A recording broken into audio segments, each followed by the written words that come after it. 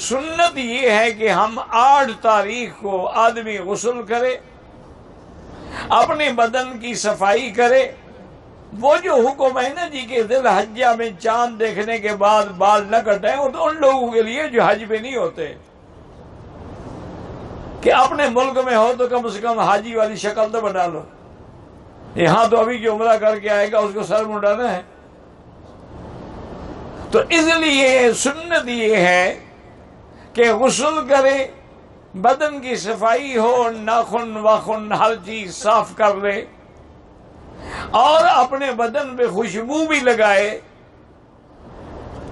اور یہ بھی سنت ہے کہ اگر میاں بیوی اکٹھے ہیں تو میاں بیوی ملاقات بھی کر لیں احرام سے پہلے، یہ بھی سنت ہے۔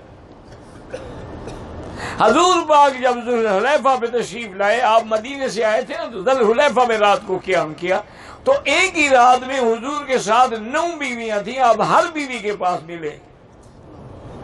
اللہ نے انبیاء کو تو 100 مرد کی طاقت دی ہوتی ہے نا۔ تو اس سے معلوم ہوا کہ سنت بھی ہے اور اغض للبصر بھی ہے۔ علماء نے کہا کہ جب بیوی سے اپنی خواہش مٹا لے گا، شہوت ختم ہو جائے گی، تو اس کی نظر کسی دوسرے پر نہیں پڑے گی، اس کے خیالات صحیح ہو جائیں گے۔ اگر بیوی نہ ہو تو کوئی بات نہیں۔ اب غسل کرنے کے بعد افضل تو یہ ہوتا ہے کہ آدمی اگر حرم میں ہے تو حرم سے احرام باندھے، حتیم سے باندھے، مقام ابراہیم کے پیچھے کھڑے ہو کے باندھے۔ ورنہ آپ جس محل میں ہیں، جس محلے میں ہیں، جہاں رہ رہے ہیں، جہاں آپ کے ٹھکانہ ہے، عزیزیہ میں ہے، مسئلے میں ہے، اجیاد میں ہے،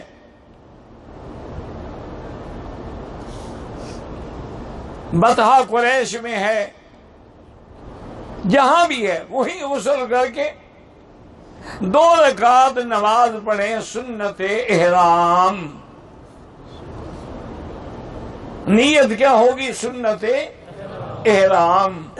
پہلی رکعت میں سورۃ قل یا ایھا الکافرون، اور دوسری رکعت میں قل ھو اللہ احد۔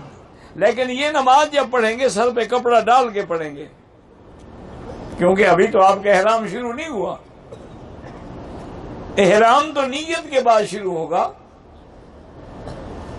جب نماز سے فارغ ہو جائیں تو اب آپ اپنا کپڑا اتار لیں۔ عورتیں بھی 2 رکعت نماز پڑھیں گی۔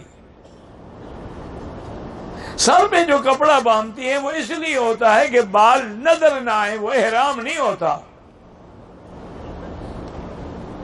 اسی لیے ان کو ہر نماز کے لیے وہ کپڑا کھولنا پڑے گا، کھول کے مسح کریں گی۔ اگر کپڑے کے اوپر انہوں نے مسح کیا تو نہ وضو ہوگا نہ نماز ہوگی۔ ہماری بیٹیاں سمجھتی ہیں کہ او میرا رومال کھل گیا، میرا احرام کھل گیا، او میرا رومال گر گیا، میرا احرام گر گیا۔ بے وقوفی والی بات۔ عورت کے لیے احرام وہی ہے جو اس نے کپڑے پہنے ہوئے ہیں،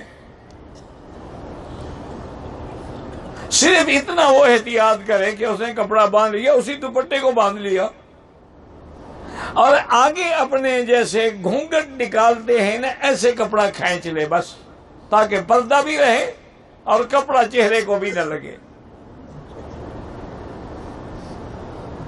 اگر عورت ایام حیض میں ہے اور 8 ذی الحج آ گئی، اب غسل کرے گی، یہ نظافت کا غسل ہوگا، پاکی کا نہیں ہوگا، صفائی کا ہوگا۔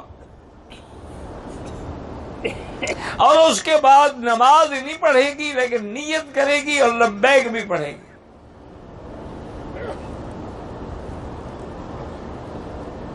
اور عورت حیض کی حالت میں یاد رکھیں، ہماری بعض بہنیں اور بیٹیاں گھبرا، ہائے میرا مہینہ پاک ہو گئی، ہائے مہینہ پاک ہو گئی، پتہ نہیں میرا حج شاید قبول ہو نہیں ہوگا۔ یہ بے وقوفی والی باتیں ہیں۔ بی بی عائشہ خود ناپاک ہو گئی، ایام حج میں بی بی عائشہ کو حیض آ گیا۔ اور میں تو یہی سمجھتا ہوں کہ اللہ کی حکمت ہے، اگر اللہ چاہتے تو حیض روک دیتے 2 ہفتے کے لیے، لیکن اگر بی بی عائشہ کو حیض نہ آتا تو مسئلہ کون سمجھاتا؟ تو بی بی عائشہ بھی پریشان ہو گئی، یا رسول اللہ مجھے تو حیض فرمایا، کیا ہو گیا؟ افعلی کما یفعل الحاج، سب کچھ کرو جو حاجی کریں گے، صرف نماز اور طواف نہیں کرو گی۔ تو لہذا عورتیں بھی نیت کرنے کے بعد لبیک پڑھتی رہیں آہستہ آہستہ، مرد زور سے۔ اور عورت حیض میں مینا جا سکتی ہے، عرفات جا سکتی ہے، تسبیحات پڑھ سکتی ہے، سبحان اللہ، الحمدللہ، لا الہ الا اللہ، اللہ اکبر، اور عرفات میں دعائیں کر سکتی ہے، پھر مزدلفہ میں آ سکتی ہے، نماز نہیں پڑھے گی۔ 10 تاریخ کو آگے جمرۃ العقبہ پہ کنکری مار سکتی ہے، اس کی قربانی ہو سکتی ہے، بال کٹا سکتی ہے، یعنی سب کچھ کرے گی، صرف نماز اور طواف نہیں کرے گی۔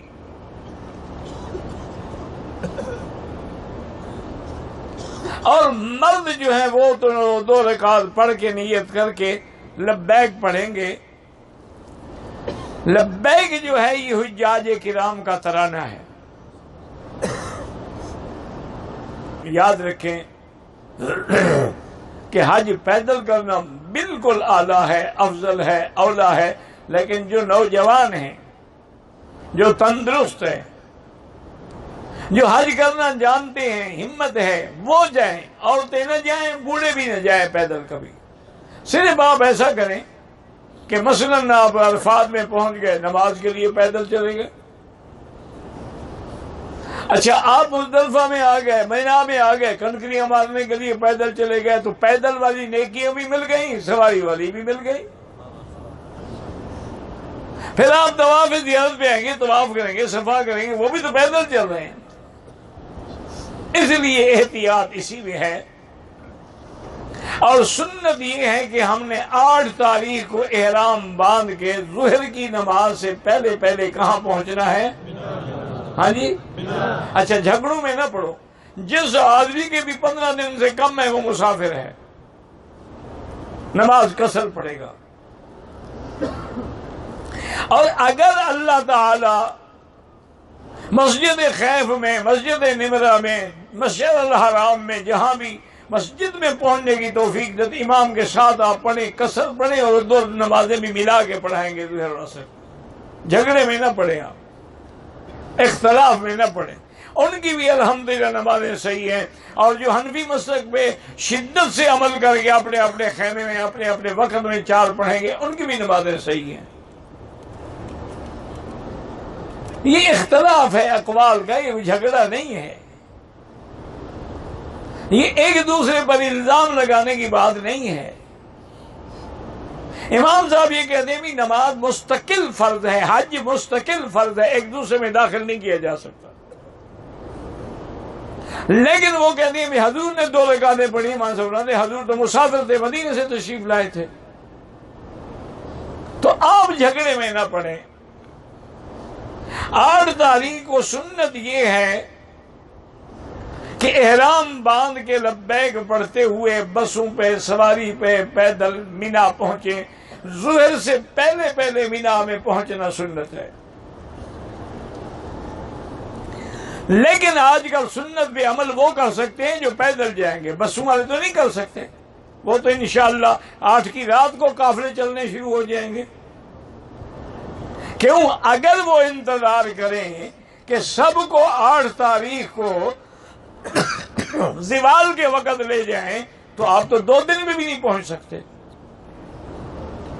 اس لیے اگر کوئی پہلے پہنچ گیا کوئی حرج نہیں، 7 کو چلا گیا مینا میں کوئی حرج نہیں، 8 کو اگر ظہر میں نہیں پہنچا، عصر میں پہنچا، مغرب میں پہنچا، عشاء میں پہنچا، کوئی حرج نہیں، کوئی فکر کرنے کی ضرورت نہیں۔ اور جن نوجوانوں کو سنت کے مطابق حج کرنا ہے تو وہ الحمدللہ ظہر سے پہلے پہلے مینا پہنچیں گے، اور مینا میں ہم نے 5 نمازیں پڑھنی ہیں، ظہر بھی، عصر بھی، مغرب بھی، عشاء بھی، اور 9 کی فجر بھی۔ یہ ہم سب نے کہاں پڑھنی ہے؟ مینا میں۔ اور 9 تاریخ کو فجر کی نماز کے بعد افضل تو یہ ہے کہ جب سورج نکلے اور دھوپ مینا کے پہاڑوں پہ پھیلنا شروع کرے تو آپ عرفات کے لیے روانہ ہو جائیں. لیکن کوئی پہلے چلا گیا تب بھی الحمدللہ کوئی حرج نہیں ہے. اور حج کا وقت جو ہے وہ 9 تاریخ کو دیوار سے شروع ہوگا. سارا دن اور ساری رات صبح صادق تک حج کا وقت ہے. یعنی کوئی آدمی اگر رات کو بھی وہاں پہنچ گیا، جیسے بہت سارے مکے والے کرتے ہیں یا ڈپٹی والے لوگ کرتے ہیں کہ 9 تاریخ کو عشاء کے بعد احرام باندھ کے چلے جاتے ہیں عرفات. ٹریفک بھی نہیں ہوتا، باہر کے راستے سے سیدھا عرفات پہنچے، 2-3 گھنٹے بیٹھے، دعائیں کی، مزدلفہ آ گئے، اسی رات پھر صبح 7 کو مینا آ گئے، کنکری ماری ڈیوٹی پہ آ گئے. تو ان کا بھی حج صحیح ہے. بلکہ گورنمنٹ سعودی جو ہے الحمدللہ اسلامی حکومت ہے، ان کا تو اتنا بڑا انتظام ہے کہ جو بیمار باقاعدہ ایڈمٹ ہیں ہسپتالوں میں، زیر علاج ہیں، سب سے پوچھیں گے بھی تم حج کرو گے؟ اگر وہ کہے گا کہ حج کریں گے تو اس کی نیت بھی کروائیں گے، احرام بھی بندھوائیں گے، اور ایمبولینس گاڑیوں میں اس کو ساتھ لے جائیں گے، اور ڈاکٹروں کی ٹیم ساتھ ہوگی، ایمبولینس کی باقاعدہ ایک ٹیم چل رہی ہوگی. ان کو سیدھا عرفات لے جائیں گے، مزدلفہ لائیں گے، مینا لائیں گے، اور پھر ہسپتال میں ایڈمٹ کر دیں گے. حج تاکہ، کیونکہ حج ہے عرفات کی حاضری کا نام. باقی تو انتظام ہو سکتا ہے، دم پڑے گی دم دے دے گا، لیکن عرفات نہ جائے تو حج ہی نہیں ہوگا نا. اب 9 تاریخ کو انشاءاللہ ہم نے کہاں جانا ہے؟ ہاں جی، زور سے کہو، یاد ہی رہے. اچھا، ایک آدمی اگر 9 تاریخ کو احرام باندھ کے مکہ شریف میں بیٹھا رہے کہ چلو آج کعبہ شریف خالی ہے تو حج ہو جائے گا؟ ہاں جی، نہیں ہوگا. اچھا چلو مدینہ شریف چلا جائے، حضور کے روضے پہ بیٹھا رہے، پھر بھی نہیں ہوگا. آپ کا تو ماشاءاللہ پیروں کی مزار پہ حج ہو جاتا ہے. اور ہمارے بلوچ جو ہیں ذکری پاگل، ان کا تو کوہ مراد پہ ہو جاتا ہے بلوچستان میں. اب یہ یاد رکھیں کہ حج عرفات کا نام ہے، اور یہیں سے مسئلہ بھی سمجھ لیں کہ جب حضور عرفات میں تشریف لائے ہیں، کہاں سے آئے ہیں؟ اچھا، مدینے سے جب آئے عرفات میں، اب مدینے موجود ہیں یا نہیں ہیں؟ ہاں جی، کھل کے بات کرو بھائی. جب حج میں حضور آئے ہیں، اگر آپ مکے میں ہیں تو مینا میں ہیں تو مکے میں، عرفات میں ہیں تو مدینے میں نہیں ہے، تو ہر جگہ حاضر ناظر کیسے ہوئے؟ آپ کے ہاں تو ہر جگہ حضور موجود ہے نا. لیکن اگر ہر جگہ موجود ہے تو پھر عرفات میں آنے کی تکلیف کرنے کی ضرورت ہی کیا تھی؟ اور یاد رکھیں کہ صحیح حدیث میں ہے، حضور نے فرمایا افضل ما انا قلت والنبیون قبلی، سب سے افضل دعا جو میں نے عرفات میں کی ہے اور تمام انبیاء نے کی ہے، وہ کون سی ہے؟ لا الہ الا اللہ وحدہ لا شریک لہ لہ الملک وَلَهُ الْحَمْدُ يُحْيِي وَيُمِيتُ وَهُوَ عَلَىٰ كُلِّ شَيْءٍ قَدِيرٌ. یہ سب سے زیادہ پڑھیں، درود شریف پڑھیں، سورۃ اخلاص پڑھیں، اور جو آپ کو یاد ہے وہ پڑھتے رہیں. اور کوشش یہ کریں کہ ظہر سے لے کر مغرب تک ہمارا وقت جو ہے وہ دعاؤں میں گزرے، ذکر میں گزرے، اللہ کی یاد میں گزرے، اللہ سے مانگنے میں گزرے. اور عرفات کے دن تمام عالم اسلام کے لیے دعائیں کریں. اور عرفات کے دن اپنے مظلوم جو فلسطین میں ہیں، جو کشمیر میں ہیں، جو ہند میں ہیں، جو عرب میں ہیں، جو عجم میں ہیں، جو افغان میں ہیں، ان کے لیے دعائیں کریں کہ ان کی جان مال آبرو عزت کی حفاظت ہو۔ اسی طرح وہاں دعائیں کریں کہ اللہ حرمین الشریفین کو قیامت تک ہر فتنے سے محفوظ رکھے۔ پاکستان کے لیے دعائیں کریں کہ اللہ اس کو یہود اور ہنود اور قادیانیوں کے فتنے سے بچائے۔ تمام بیماروں کے لیے دعائیں کریں، اور تمام لوگ جو فوت ہو گئے ان کے لیے دعائیں کریں۔ صرف اپنے لیے دعا نہ کریں، سب کے لیے دعائیں کریں۔ سارا دن دعاؤں میں گزاریں، اور پھر مغرب کی نماز ہم نے عرفات میں نہیں پڑھنی ہے، اور وہاں سے چل کے مزدلفہ کے لیے روانہ ہونا ہے۔ زندگی باقی تو انشاءاللہ بات باقی۔